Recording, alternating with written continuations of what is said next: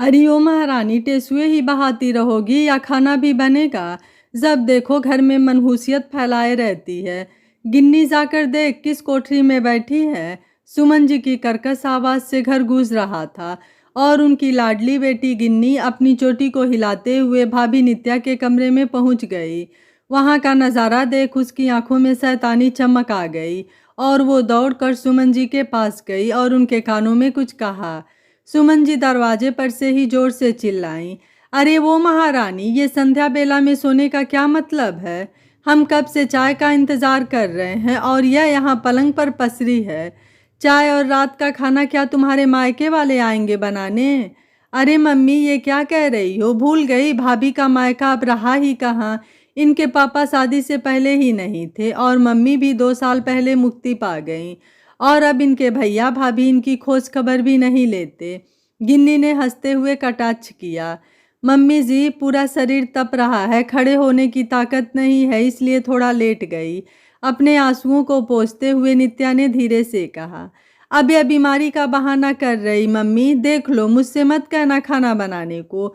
वैसे भी मैं अपनी सहेलियों के साथ बाहर जा रही हूँ। गिन्नी ने मुंह बनाया और चली गई। लो जी, अब यही रह गया है कि इस उम्र में बीमार बहू की सेवा करो। मेरी तो किस्मत ही खराब थी जो तुझे अपने हीरे जैसे बेटे के लिए चुना। 2 साल हो गए, अभी तक कोई खुशखबरी भी नहीं सुनाई। मोहल्ले में तुम्हारे बाद की आई सभी बहुएं गोद में बच्चा लेकर घूम रही हैं और एक ये है, किसके आगे जाए रोने। सुमन जी बड़बड़ करती हुई कमरे से बाहर निकल गईं। नित्या अपने आंसुओं को रोकने की नाकाम कोशिश करती है लेकिन आंसू रुक ही नहीं रहे थे। माँ, क्यों तुम चली गई? सभी सच कहते हैं कि मायका माँ से होता है।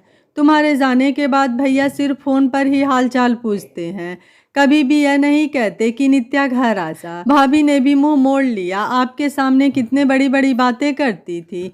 जब भी मैं दुखी होती थी तो हौसला देती थी कि चिंता क्यों करती हो, हम लोग हैं ना।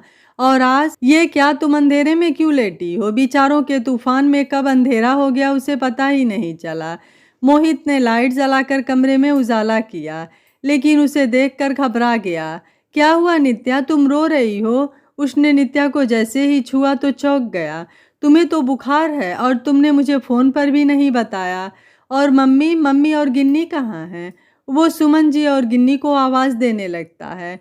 यह मोहित का प्यार ही था जो उसे हौसला देता था सास और ननद की जलीकटी बर्दाश्त करने की। दोनों ही मोहित के सामने बहुत ही प्यार बरसाती और ऐसे व्यवहार करती कि नित्या को कोई परेशानी या तकलीफ नहीं है।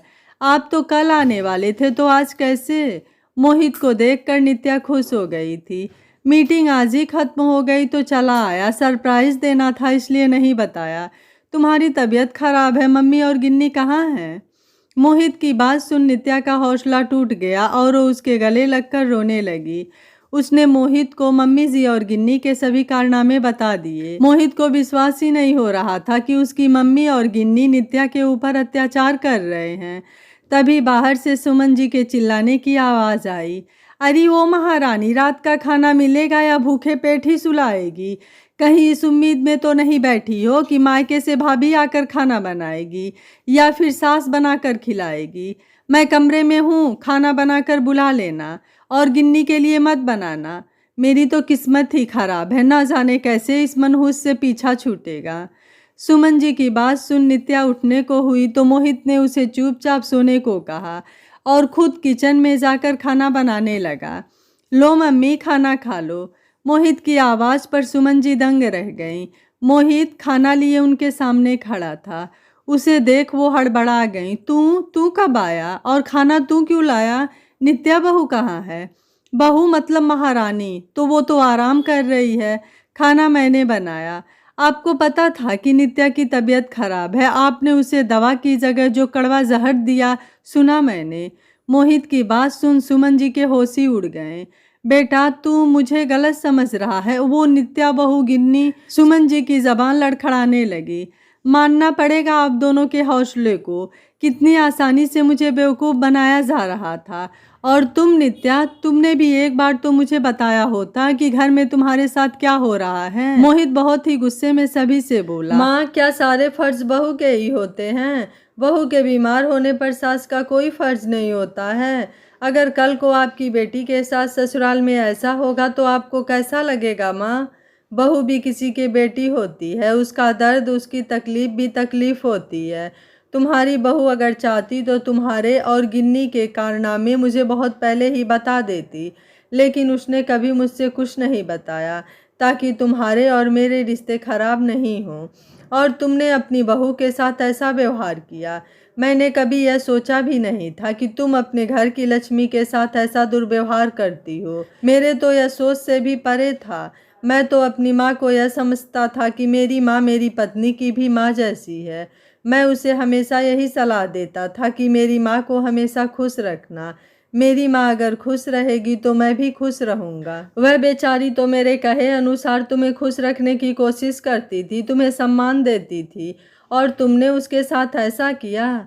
माँ, तुमने यह कभी नहीं सोचा कि उसकी माँ गुजर गई है, उसे कितनी तकलीफ होती होगी। तुम माँ बनकर उसे सहारा दो, बल्कि उसके माँ के गुजर जाने का तुम उसे ताना मारती हो, उसके मायके का ताना मारती हो। माँ, तुम एक बेटी की माँ होकर ऐसा कैसे कर सकती हो? एक औरत होकर ऐसा कैसे कर सकती हो? बेटे के सवालों से माँ का चेहरा शर्म से झुक गया था। उन्हें अपनी गलती का एहसास हो रहा था। उसकी आंखों से आंसू बह रहे थे। उन्होंने कहा, बेटा मुझे माफ़ कर दे, अब मैं आगे से अपना व्यवहार ठीक करूँगी। सुमन जी माफ़ी मांगने लगी। और तुम नित्या, क्या यही प्यार और विश्वास है अपने भैया और भाभी पर? भैया ने अपनी कसम दी थी, इसलिए तुम्हें नहीं बताया। और अगर पता होता कि मम्मी और गिन्नी तुम्हें मानसिक तनाव दे रहे हैं तो यह सच बहुत पहले ही बता देता। तुम्हारे भैया की आर्थिक परिस्थिति ठीक नहीं चल रही है। कुछ कारणों से उन्हें अपना घर बेचकर किराए के घर में शिफ्ट होना पड़ा, इसलिए वो तुम्हें मायके नहीं बुलाते। एक बार सब पहले की तरह ठीक हो जाए तो वो खुद तुम्हें लेने आएंगे। मोहित के मुंह से मायके की स्थिति जानकर नित्या रोने लगी। हे भगवान, भैया भाभी इतनी तकलीफ में थे और मैं उन्हें गलत समझ रही थी। रो मत नित्या, अब सब ठीक है। मैं भैया के पास ही गया था, कोई ऑफिस टूर पर नहीं। भैया का काम फिर से चलने लगा है और उन्होंने बहुत बड़ा घर भी खरीद लिया है। जल्दी ही दोनों तुम्हें लेने आएंगे, मोहित ने नित्या को संभालते हुए कहा। नित्या ने तुरंत भैया को फोन लगाया और उनसे खूब लड़ने लगी कि आपने तो मुझे पराया कर दिया, अपने दुख को मुझसे छुपा कर क्यों रखा। तब उसके भैया ने बताया कि मोहित ने उन्हें बहुत हौसला दिया। आज अगर वो लोग अपनी परिस्थिति ठीक कर पाए हैं और तुम्हारा मायका आज फिर से भर पाया है तो मोहित की ही वजह से। वो लोग कल आ रहे हैं अपनी गुड़िया को विदा कराने, क्योंकि नित्या का मायका अभी भी है और हमेशा रहेगा। मोहित ने अपनी माँ को माफ़ कर दिया और बोला, माँ, हमें आपके सॉरी की नहीं, आपके आशीर्वाद की ज़रूरत है, बस आपके आशीर्वाद की। माँ, आपको अपनी गलती का एहसास हो गया, आपने अपनी गलती सुधार ली, यही हमारे लिए बहुत है। और दोनों बेटा बहू अपनी माँ के गले लग गए। आशा है यह कहानी आपको ज़रूर पसंद आई होगी। वीडियो पसंद आया है तो वीडियो को लाइक, शेयर एंड चैनल को सब्सक्राइब कर लीजिएगा। Thank you for watching. मिलते हैं अगली कहानी में।